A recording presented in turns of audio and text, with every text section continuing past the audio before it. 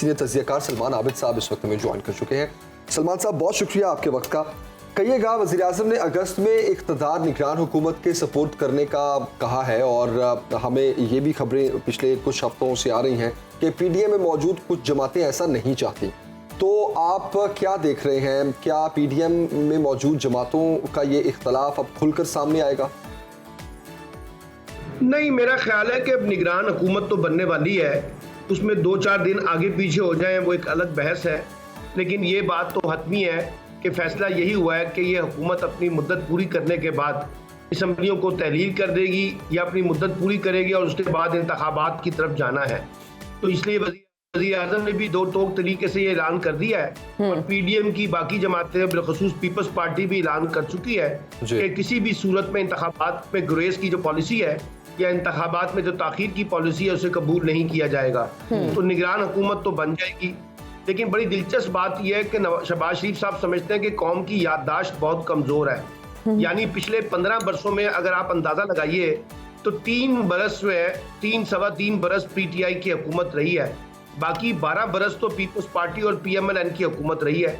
पिछले 14 साल से सिंध में पीपल्स पार्टी की हुकूमत है, 10 साल तक पीएमएलएन पंजाब में हुकूमत करता रहा है, मरकज में पीपल्स पार्टी और पीएमएलएन एक बारी ले चुके हैं। अगर इन 15 बरसों में कौमी मईशत की बर्बादी हुई है तो उसके जिम्मेदार सिर्फ इमरान खान तो नहीं होंगे ना, उसके जिम्मेदार तो फिर पीपल्स पार्टी पीएमएलएन की हुकूमतें भी हैं। पंजाब में कौन सा ऐसा माशी इंकलाब आ गया, सिंध में कौन सा ऐसा माशी इंकलाब आ गया पिछले 15 बरसों में जहां आपकी 10 साल और 15 बरसों से हुकूमत है। तो मेरा ख्याल है कि ये कशकोल तोड़ने की बातें, आपको याद होगा कि माजी में एक नारा लगा था कि कशकोल तोड़ने के हवाले से कि कर्ज उतारो मुल्क संवारो, वो कहाँ गया? हमारे हुक्मरान जो है वो असल में मईशत के हवाले से बड़े जज्बाती हो जाते हैं और अमूमी तौर पे जज्बाती के ऊपर गुफ्तगू करते हैं। जो असल काम है स्ट्रक्चरल रिफॉर्म्स का, माशी रिफॉर्म्स का, एफबीआर के अंदर रिफॉर्म्स का, जो इदारों जाती रिफॉर्म्स हमने करनी है वहां तो वो तवज्जो नहीं देते। लेकिन कुछ चैलेंजेस का सामना भी तो करना पड़ जाता है ना सलमान आबिद साहब, जो है दिल बनाने की कोशिश करते हैं।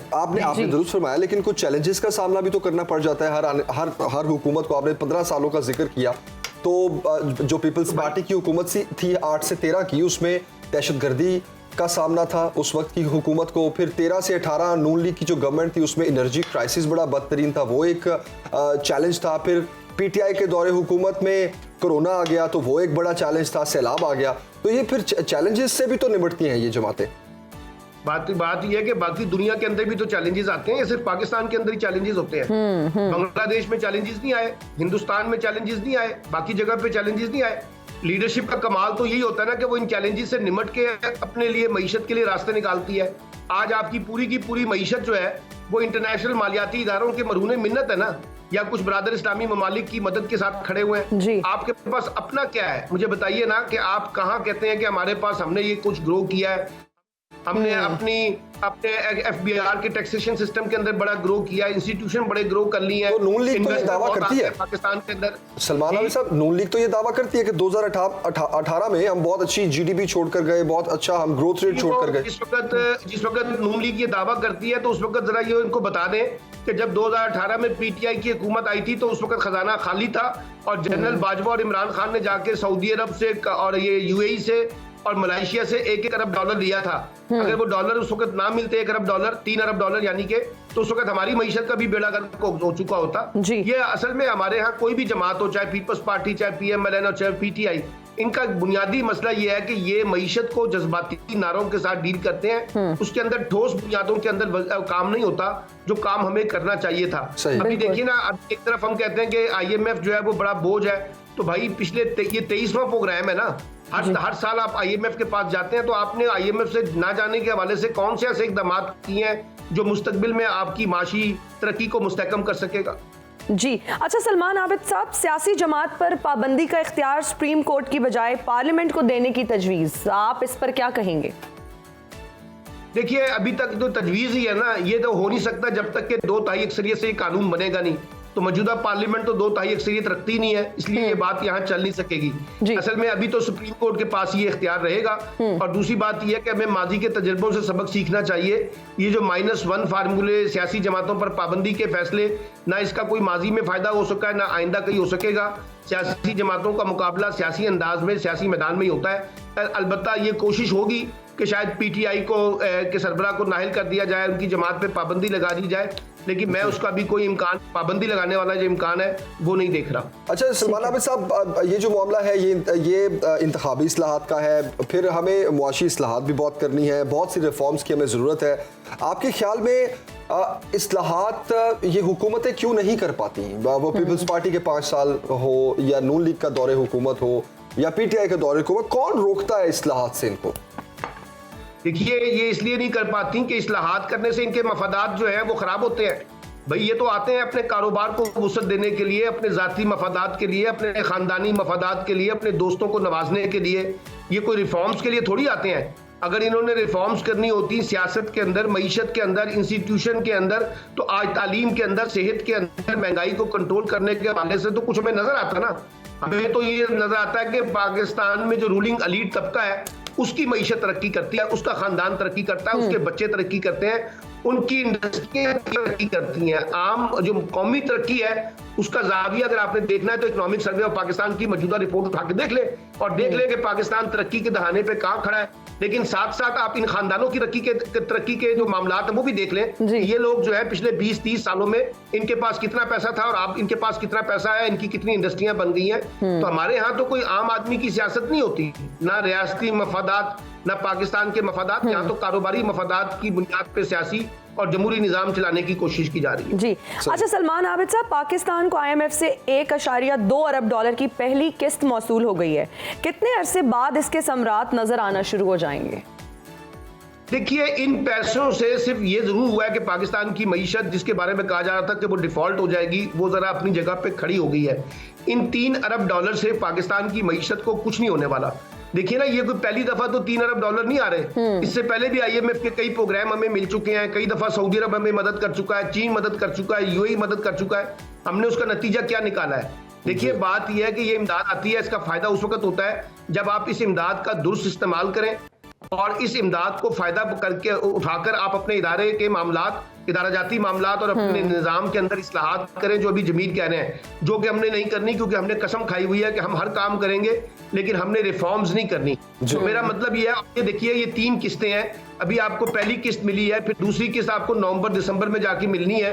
अब देखेंगे कि उस इलेक्शन भी होंगे या नहीं होंगे, क्योंकि अभी तो इलेक्शन के बारे में भी डाउट चल रहा है कि कहा यह जा रहा है कि जो निगरान सेटअप है वो अबूरी सेटअप में तब्दील हो जाएगा और इलेक्शन के बारे में अभी बहुत से डाउट्स मौजूद हैं और बहुत से लोग अखबारात में तज्जिए कर रहे हैं कि इलेक्शन शायद अपने मुकर्ररा वक्त पे ना हो सके।